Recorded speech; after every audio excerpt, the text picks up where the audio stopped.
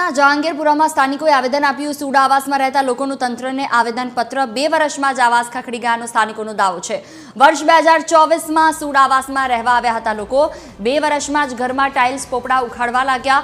ભયના ઓથાર હેઠળ જીવે છે સુડા આવાસમાં રહેતા લોકો। સુડા આવાસની 24 બિલ્ડિંગમાં 10,000થી વધુ લોકો રહે છે, ત્યારે સુડા આવાસમાં રહેતા લોકોના તંત્ર ઉપર ગંભીર આરોપ છે। રજૂઆત કરનારને જેલમાં નાખવાની પણ ધમકી અપાતી હોવાનો આક્ષેપ લગાવવામાં આવ્યો। સ્થાનિકોનો સવાલ છે, દુર્ઘટના બનશે તો આખરે જવાબદાર કોણ? ઘણીવાર અહીંયા પરાગ સરને કમ્પ્લેનો કરી છે, મૌખિકમાં અને લેખિતમાં બંને કમ્પ્લેનો કરી છે, પણ આજ દિન સુધી અમારે ત્યાં કોઈ સોલ્યુશન આવ્યું નથી। અમારે ત્યાં ગેસની પ્રોબ્લેમ હતી, એ પણ અમે લોકોએ જાતે કરીને કરાવ્યું છે।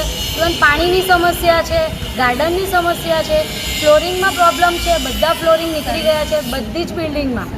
ઇવન અમારું જે પણ રેસિડેન્સી અમારી છે હાઈવે ટચ લાગે છે, રોંગ સાઈડ બધા વાહનો આવે છે, એક્સિડન્ટો થાય છે।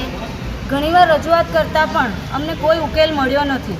અમે અહીંયા રજૂઆત કરીએ છીએ તો અમને જેલમાં નાખી દેવાની ધમકીઓ મળે છે, તો અમારે સોલ્યુશન કોની પાસે લેવા જવું?